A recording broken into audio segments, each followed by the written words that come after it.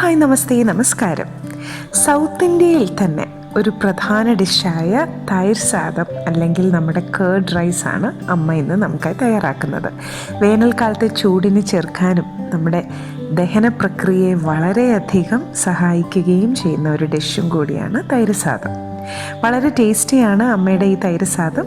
ഈ വീഡിയോ മുഴുവനായി തന്നെ നിങ്ങൾ കാണണം. ചാനൽ സബ്സ്ക്രൈബ് ചെയ്യാത്തവരുണ്ടെങ്കിൽ ഇപ്പോൾ തന്നെ ആ ചാനൽ ഒന്ന് സബ്സ്ക്രൈബ് ചെയ്യുക. സമയം കളയാതെ അമ്മയുടെ തൈര് സാദം അല്ലെങ്കിൽ കേർഡ് റൈസ് കണ്ടു മടങ്ങാം. ഫീഡ്ബാക്ക് മറക്കാതെ തന്നെ ഞങ്ങളെ അറിയിക്കണം.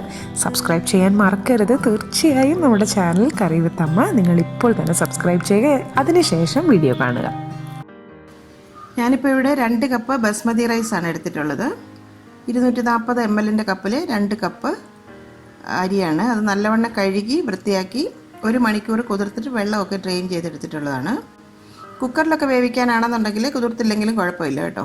ഞാനിപ്പം വെറുതെ പാത്രത്തിൽ വെച്ച് വേവിച്ചെടുക്കുകയാണ് ചെയ്യുന്നത്. അതുകൊണ്ടാണ് 1 മണിക്കൂർ കുതിർത്തെടുത്തിരിക്കുന്നത്. ഇതിലേക്ക് ഒരു 6 കപ്പ് വെള്ളം ഞാൻ ചേർത്ത് കൊടുക്കുന്നുണ്ട്.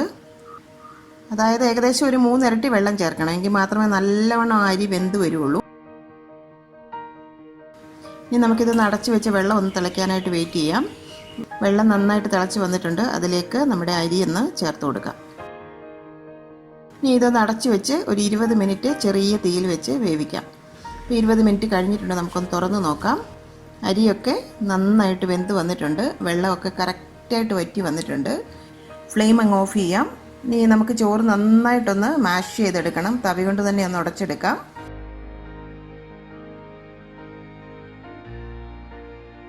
അതിലേക്ക് ഒരു 1/2 ടേബിൾ സ്പൂൺ ബട്ടർ കൂടി ഞാൻ ചേർത്ത് കൊടുക്കുന്നുണ്ട്.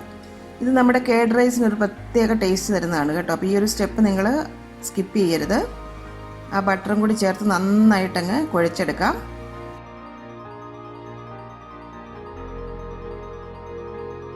ഇനി അതിലോട്ട് 300 ml ഗ്ലാസ്സിൽ ഒരു 2 ഗ്ലാസ് പാല് കൂടി ഞാൻ ചേർത്ത് കൊടുക്കുന്നുണ്ട്. ഇനി നമുക്കിതൊരു അരമണിക്കൂർ നമുക്കിതൊന്ന് സോക്ക് ചെയ്യാനായിട്ട് വെക്കണം. അപ്പം നമ്മുടെ ആ ചേർത്ത് കൊടുത്ത ആ ഒരു ബട്ടറും ആ പാലും ഒക്കെ ആ ചോറിലേക്ക് നന്നായിട്ട് പിടിച്ച് അബ്സോർബായി ആ ചോറൊക്കെ നന്നായിട്ട് നല്ല സോഫ്റ്റായിട്ട് കിട്ടും. ആ ഒരു സമയം കൊണ്ട് നമ്മുടെ ചോറൊക്കെ നന്നായിട്ട് തണുത്തും കിട്ടും. അപ്പോൾ ഈ ഒരു സ്റ്റെപ്പ് നിങ്ങൾ സ്കിപ്പ് ചെയ്യരുത്. കാരണം എന്താണെന്ന് വെച്ചാൽ നമ്മൾ സാധാരണ തൈര് സാദം ഉണ്ടാക്കി വെച്ച് കഴിഞ്ഞാൽ പെട്ടെന്ന് തന്നെ അതങ്ങ് നമ്മുടെ കേക്ക് പോലെ അങ്ങ് കട്ടയായിട്ട് വരും. അപ്പോൾ അങ്ങനെ വരാതിരിക്കാൻ വേണ്ടിയിട്ടാണ് ആദ്യം നമ്മൾ പാൽ ഇതിനകത്ത് ചേർത്തിട്ട് ഒന്ന് സോക്ക് ചെയ്യാനായിട്ട് നമ്മൾ വെയിറ്റ് ചെയ്യുന്നത്. ഇനി നമുക്കിതൊന്ന് മാറ്റി വെക്കാം. അരമണിക്കൂർ കഴിഞ്ഞിട്ടുണ്ട്. ഈ ഒരു സമയം കൊണ്ട് ആ ചോറിൻ്റെ ചൂടൊക്കെ നന്നായിട്ട് മാറിയിട്ടുണ്ട്. നന്നായി ആറിയെന്ന് ഉറപ്പ് വരുത്തിയതിന് ശേഷം അതിലോട്ട് അധികം പുളിയില്ലാത്ത നല്ല കട്ട തൈര്, പുളിയില്ലാത്ത തൈര് തന്നെ നോക്കിയെടുക്കണം. ഞാനൊരു 3 കപ്പ് ഇതിലേക്ക് ചേർത്ത് കൊടുക്കുന്നുണ്ട്.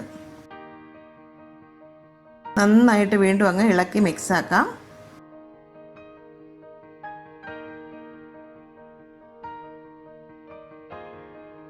ആവശ്യത്തിനുള്ള ഉപ്പും കൂടി ചേർത്ത് കൊടുക്കാം. ഇതിപ്പോൾ നല്ല ലൂസായിട്ടാണ് ഇരിക്കുന്നത്, കണ്ടില്ലേ? കൂടുതൽ കട്ടി തോന്നിയാൽ കുറച്ച് പാലും കൂടി ചേർത്ത് ഒന്ന് ലൂസാക്കി എടുക്കണം. ഈ ഒരു പരുവത്തിൽ വേണം നമ്മുടെ സാദം ഇരിക്കാനായിട്ട്. അതിലോട്ടൊരു 2 ടേബിൾ സ്പൂൺ മല്ലിയില ചെറുതായിട്ട് ചോപ്പ് ചെയ്തതും കൂടെ ഞാൻ ചേർത്ത് കൊടുക്കുന്നുണ്ട്. ഇനി നമുക്കിതവിടെ മാറ്റി വെക്കാം. ഇനി ഇതിലേക്കൊന്ന് നമുക്ക് താളിച്ച് ചേർക്കണം. ഒരു പാനിലേക്ക് 2-3 ടേബിൾ സ്പൂൺ നല്ലെണ്ണ ചേർത്ത് കൊടുക്കുകയാണ്. നല്ലെണ്ണയൊക്കെ നല്ല ചൂടായി ആ പുകയൊക്കെ ഒന്ന് പുറത്തോട്ട് വന്നു കഴിയുമ്പോൾ അതിലേക്ക് 2 പച്ചമുളകും 1 കഷ്ണം ഇഞ്ചിയും ഇതുപോലെ ചെറുതായി അരിഞ്ഞതാണ്, അതും കൂടെ ചേർത്ത് നല്ലവണ്ണം ഒന്ന് വഴറ്റണം. പകുതി വഴണ്ടി വന്നു കഴിയുമ്പോൾ അതിലേക്ക് ഒരു 6 അണ്ടിപ്പരിപ്പ് കാഷ്യൂനട്ട് 2ആയിട്ടൊന്ന് പുളർന്നതാണ്, അതും കൂടെ ഇതിലേക്ക് ചേർത്ത് കൊടുക്കാം. എല്ലാം കൂടി ഒന്ന് മൂത്ത് വരണം. ഇതിപ്പോൾ നമ്മൾ കടുക് വറക്കുന്ന കൂട്ടത്തിലിട്ട് ഇത് പെട്ടെന്ന് അങ്ങ് കരിഞ്ഞു പോകും കടുകിൻ്റെ കൂട്ടത്തിൽ കിടന്ന്. അതുകൊണ്ടാണ് നമ്മൾ 2ആയിട്ട് ചെയ്യുന്നത്. ഇനി നമുക്കിതൊന്ന് കോരി മാറ്റി വെക്കാം. ഇനി അതേ എണ്ണയിലോട്ട് 1 ടീസ്പൂൺ കടുക് നമുക്ക് ചേർത്ത് ഒന്ന് പൊട്ടിച്ചെടുക്കണം. കടുക് അങ്ങ് പൊട്ടി വന്നു കഴിഞ്ഞാൽ അതിലേക്ക് 1 ടേബിൾ സ്പൂൺ ഉഴുന്ന് പരിപ്പ് കൂടി നമുക്ക് ചേർത്ത് കൊടുക്കാം. ഉഴുന്ന് പരിപ്പൊക്കെ ഒന്ന് മൂത്ത് നല്ലൊരു മണം വന്നു കഴിഞ്ഞാൽ അതിലേക്ക് ഒരു 4-5 കറിവേപ്പില ഇതുപോലെ തരിതരിപ്പായിട്ട് അരിഞ്ഞത് കൂടി ചേർത്ത് കൊടുക്കാം. 2 വറ്റൽമുളകൊന്ന് മുറിച്ച് അതിലേക്ക് ചേർക്കാം. ഇനി നമുക്ക് ഫ്ലെയിം അങ്ങ് ഓഫ് ചെയ്യാം.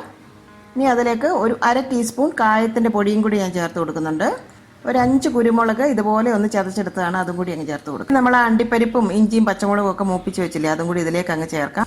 എല്ലാം കൂടി ഒരുമിച്ച് ചേർത്ത് ഒന്നും കൂടി ഒന്ന് ചൂടാക്കി നല്ല ചൂടോടുകൂടി തന്നെ തൈര് സാദത്തിൻ്റെ പുറത്തേക്ക് നമുക്കങ്ങ് ഒഴിച്ചു കൊടുക്കാം.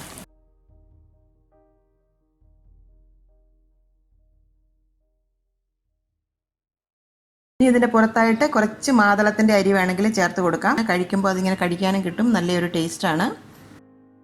ഇത് നന്നായിട്ട് ഇളക്കിയതിന് ശേഷം നമുക്കിത് സെർവ് ചെയ്തെടുക്കാം.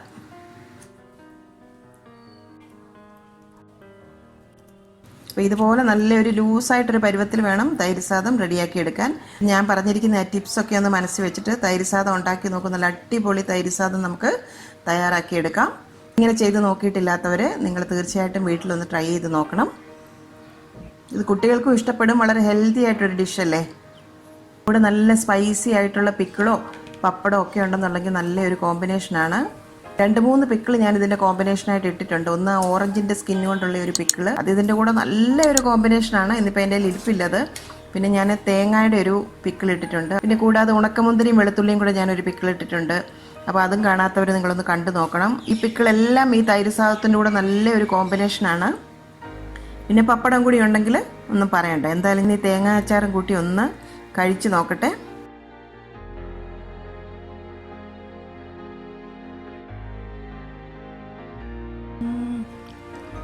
സൂപ്പർ ടേസ്റ്റ് ആയിട്ടുണ്ട് കേട്ടോ. എന്താ പറയുക, നല്ല ടേസ്റ്റ് ഉണ്ട്, അടിപൊളി ടേസ്റ്റാണ്. അപ്പോൾ ഇതുപോലെ തൈര് സാദമൊക്കെ ഉണ്ടാക്കി കഴിച്ചു കഴിഞ്ഞാൽ വയറിനും നല്ലൊരു സുഖമാണ്, നല്ല ടേസ്റ്റിയാണ്, വളരെ ഹെൽത്തിയാണ്. ഉറപ്പായിട്ട് നിങ്ങളിത് വീട്ടിലൊന്ന് ട്രൈ ചെയ്ത് നോക്കണം. നിങ്ങളുടെ ഫീഡ്ബാക്കൊക്കെ ഞങ്ങളെ മറക്കാതെ അറിയിക്കണം.